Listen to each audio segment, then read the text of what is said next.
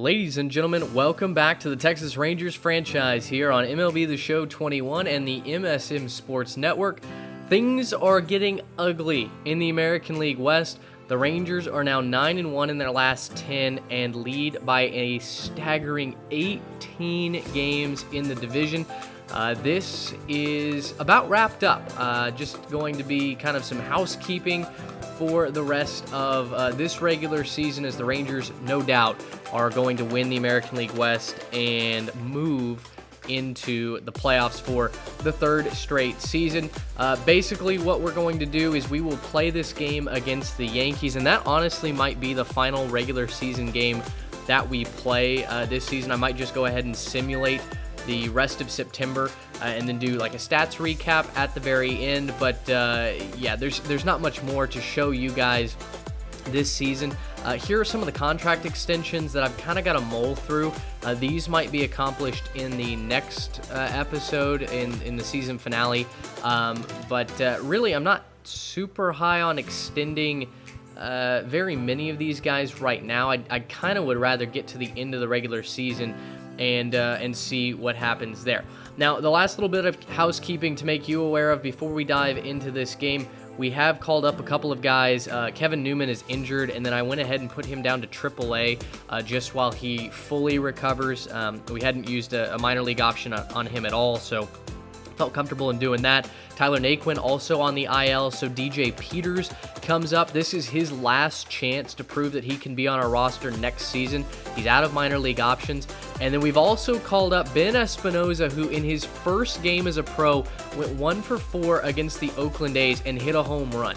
What a debut for Ben Espinoza. He's hitting .375 in 2 games played. And then Dan Porton will make his major league debut today as well.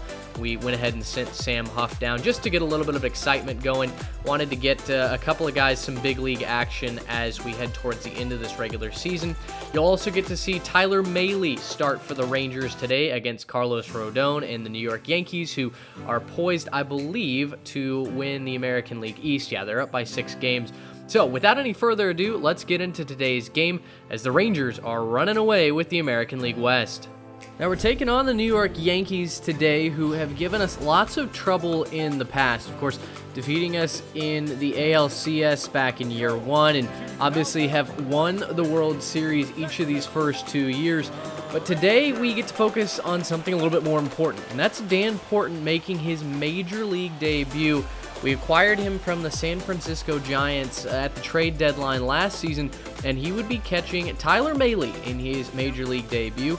To the top of the first we go, 2 outs, and Mahle's first inning here was very, very solid as he gets weak contact here. DJ LeMahieu flies out in foul territory, and he would be opposed by Carlos Rodon, who has given the Rangers some issues in the past, and that would continue today.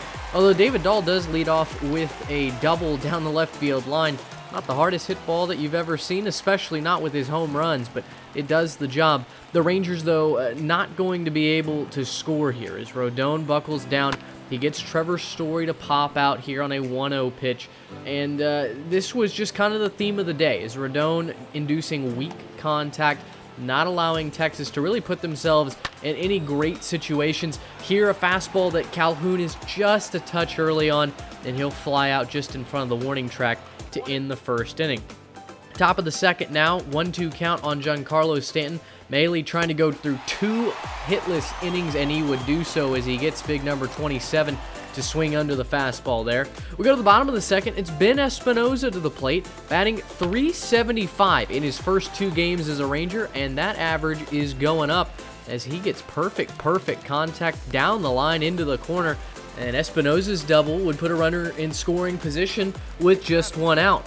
Well, DJ Peters popped up, and that would bring up Dan Porton for his first ever at-bat at the big league level, hoping that we can find the next Pudge Rodriguez for the franchise, but it's not going to be on this at-bat. It's Porton out in front of a changeup low and away, a great pitch from Rodon, and we'll head to the top of the 4th inning. 1-1 count here on Gio Urshela, as Mahle had not allowed a hit until this point, and he's just thankful that ball stayed inside the ballpark as Urshela had bad intentions going the opposite way. His 20th double of the season. And it will bring up Luke Voit here. A 2-2 count that has been an 8-pitch battle so far. And on the 9th pitch of the at-bat, a splitter that was so far beneath the zone, it was almost in the dirt, and Voit still gets it back up the middle. The Pinstripes take a 1-0 lead in the inning. As we fast forward to the bottom of the 5th, Porton on again for his second major league at bat, and just a little bit underneath that slider that hung right down the middle. Porton goes 0 for 2 to start his debut. Well, Matt Foster would come on as Maley's pitch count got up there after 5 innings, and Foster off to an inauspicious start as this ball is blasted deep down the left field line, and that one is a souvenir. Victor Robles, his 14th home run of the season, but that wouldn't be the only one that Foster would allow. As a 1-2 count, a man on first, Luke Voit is dispensing a souvenir himself. This one off the second deck as Voit goes Yahtzee for his 30th time of the season, and this was a no-doubter. You'll see David Dahl didn't even turn around in left field as that ball leaves to the tune of 418 feet.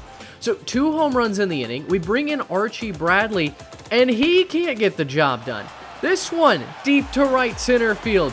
Giving it a look is Marte, and this one's into the Ranger bullpen. 5-0 Pinstripes as Gleyber Torres joins the party, and it was a 4-run inning on 3 home runs, and it would get worse as Clint Frazier a 2 RBI double to make it 7-0. Now the Rangers do get a run on an RBI single from Willie Calhoun, and they loaded the bases. The comeback was on here in the bottom of the 6th.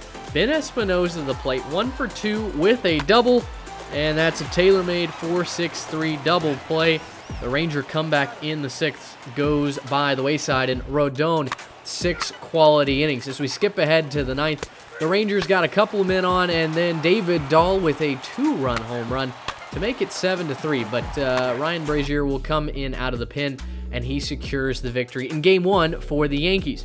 So that game went too quickly. I knew that I needed to give you guys something else. So let's go to Game 2 of the series. It's Tyler Glasnow against Jameson Taillon, 2 premier right-handers in the sport facing off against each other. And Glasnow a little bit high of an ERA, but 10-4. He has still been very, very good this season, and it'll be a perfect first inning as he gets weak contact there to the first baseman low. Jameson Taillon 9-4, a little bit better ERA at 3.03. Getting close to 100 strikeouts for the season as well. And 3-1 pitch here to Trevor Story was a curveball hung right down the middle, but Story picked one of the deepest parts of the ballpark, and the Rangers don't get anything across. Tyler Glasnow, though, was absolutely on fire in this game. He gets the strikeout of Voit, now of Gleyber Torres, and can he strike out the side? Oh, you bet he can. Strike 3 there to Giancarlo Stanton, and Glasnow K's the side in the 2nd. We go to the bottom of the 3rd now. The Rangers looking to put a runner in scoring position, and J.P. Martinez obliges an opposite field double down the left field line, and the Rangers are threatening here for the first time tonight as Martinez collects his 19th double. Now bring on Nate Lowe, batting in the 9 hole. He's been struggling as of late, but he's going to shoot this one into left field. The left fielder does not charge it, and Martinez gets the green light around third base. He's able to score. Nate Lowe gives the Rangers their first lead of the series. So Texas takes a 1-0 lead into the top of the 4th, and guess what? Glasnow is still on fire. He strikes out Robles there. Now up to Gio Urshela. He swings and misses. A feeble attempt at a high fastball on the inside part. 6 strikeouts already for Glasnow as we go to the bottom of the 4th. It's runners on 1st and 2nd for Taillon, and Nick Solak to the plate, and the full count pitch laced into left field. That's a base hit. Florentino gets the green light around 3rd. He's gonna score, and the Rangers extend their lead to 2-0. But Dan Porton was up, and he was 0 for 1 at this point, but that will change as Porton goes the other way into right field. The Rangers will hold the runner at 3rd base, but more importantly, Dan Porton collects his first major league hit as a member of the Texas Rangers. That ball will be saved for his trophy collection. The Rangers, though, unable to score with the bases loaded. That wouldn't necessarily be an issue, though, as Tyler Glasnow was absolutely dealing tonight. He gets another strikeout there in the top half, And then we go to the bottom half of the 5th, where, let's be honest, it wouldn't be a franchise episode if it weren't for a David Dahl home run. He homered in the sim in Game 1. He gets his 26th of the season out there, down the right field line, and what a bomb it was. David Dahl continues to homer all the time in this series. You gotta love it. As Glasnow back to the mound, he strikes out Clint Frazier looking. At this point, Glasnow is borderline untouchable. He's got 8 strikeouts through 6 complete. And Dan Porton will add another base hit to the ledger as he goes into right field. 2 opposite field singles for the Ranger backstop. And I think you're going to see another franchise catcher join Randy Florentino in Series 2. Well, it's another Glasnow highlight. He gets LeMahieu to look silly there. And looking to close out 7 scoreless inning Glasnow. The whine, the pitch, and the 10th strikeout of the night. He fans Luke Voit.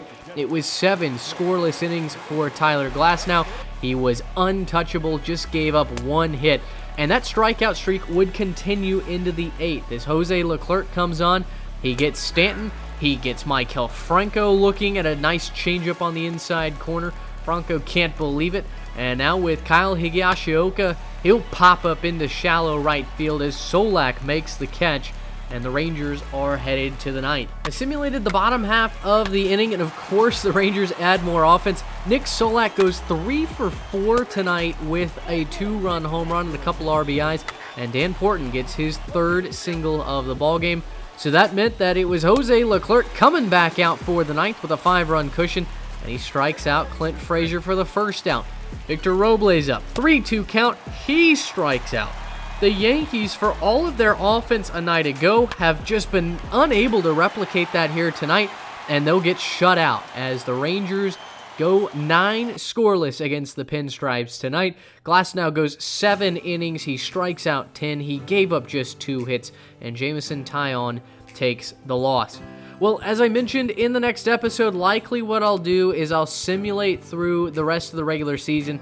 I'll give you some highlights, and we will break down the statistics after we get to the end of the regular season. But the division is already won at this point, so I'll probably be getting some younger players action, and looking forward to the postseason in 2 episodes' time. Until next time, so long, everybody.